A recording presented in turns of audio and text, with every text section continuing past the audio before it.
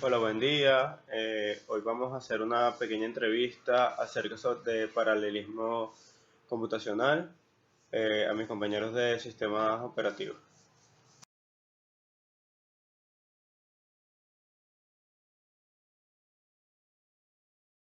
Hola, Sofelismar. Para comenzar, me gustaría preguntarte, ¿qué entiendes tú por procesamiento paralelo? Hola, buen día, Alonso. Bueno, yo entendí por procesamiento en paralelo que es un proceso empleado para acelerar el tiempo de un programa, dividiéndolo en múltiples trozos de manera tal que se puedan ejecutar al mismo tiempo, donde cada uno va a ser procesado en sus propios procesadores. Bueno, ¿y qué es para ti la estructura de control para indicar paralelismo por Beijing y Parenaud? Alonso, por lo general, se amplían en dos parejas de enunciados, como lo siguiente. El primero indica que la ejecución secuencial se dividirá en varias secuencias para ejecutarlos en paralelo. Y el segundo está emitido para indicar las secuencias que se ejecutarán en paralelo y la reanudación de la ejecución secuencial. ¿Qué es sección crítica? La sección crítica es una secuencia de instrucciones que no deben ser interrumpidas por otros procesos, es decir, que se deben tratar como una sección crítica, como una sola instrucción atómica. Sofelismar, entonces cuéntanos qué es la exclusión mutua. La exclusión mutua consiste en que un proceso va a excluir a los demás de manera temporal, de manera tal que pueda utilizar todos sus recursos compartidos sin que se pueda dañar la integridad del sistema.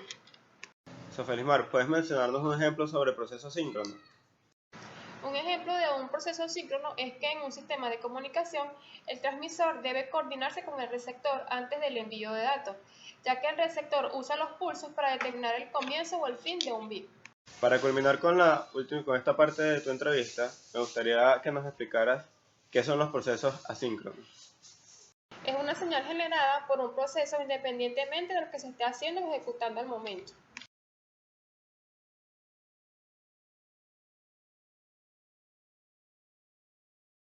Hola, bueno, le haremos una entrevista sobre la solución de punto crítico utilizando semáforos a Hermes-Guedes. Para comenzar, defínenos qué es un semáforo.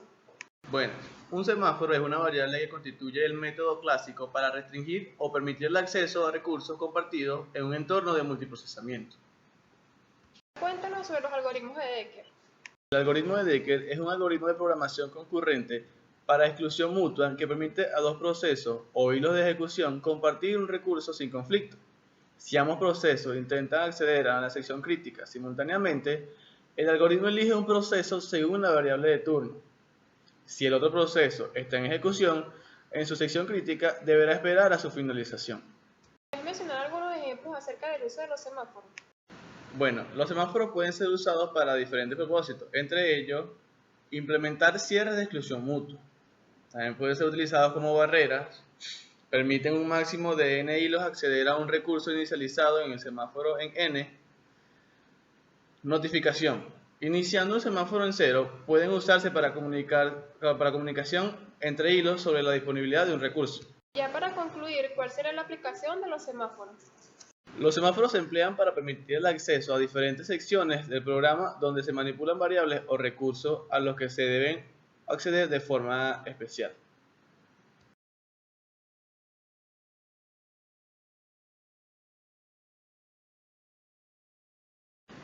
Bueno, ahora le haremos una pequeña entrevista a Alonso Marturet sobre solución al problema de sección crítica usando monitores.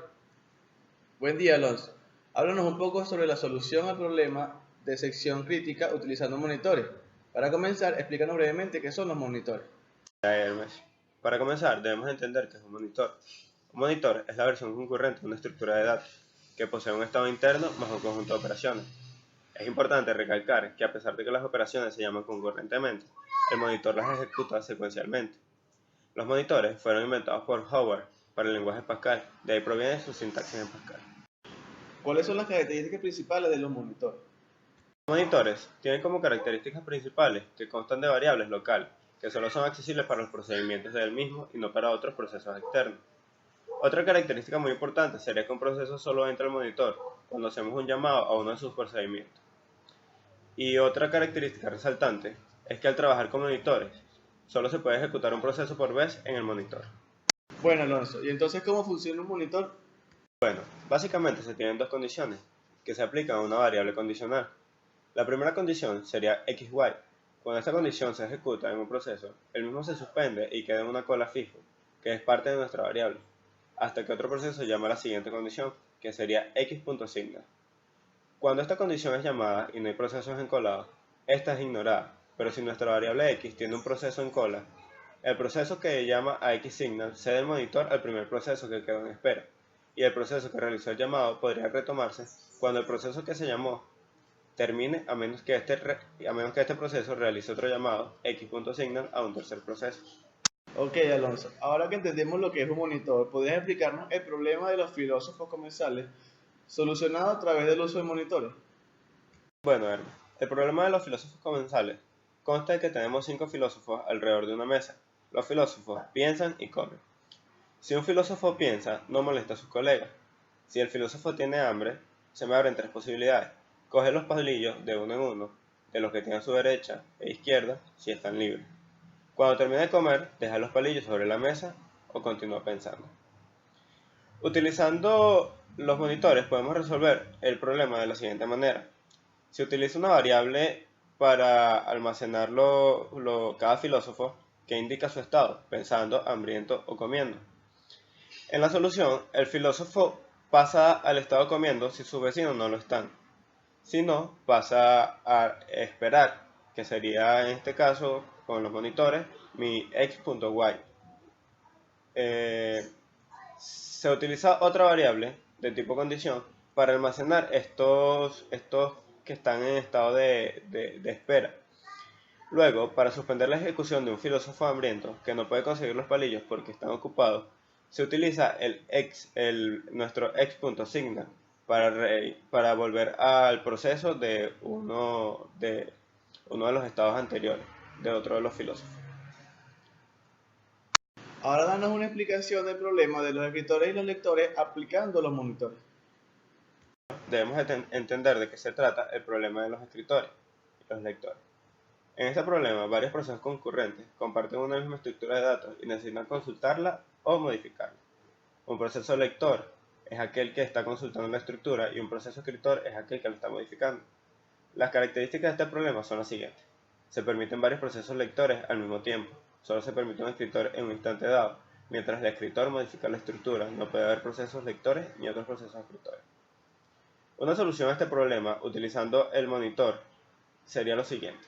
Se tendría un proceso que anuncia que entra un trozo de código que se va a consultar la estructura de datos.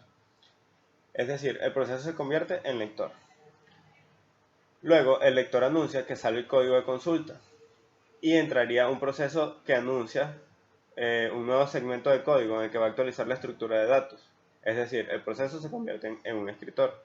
Luego, el escritor anuncia que sale el código de actualización.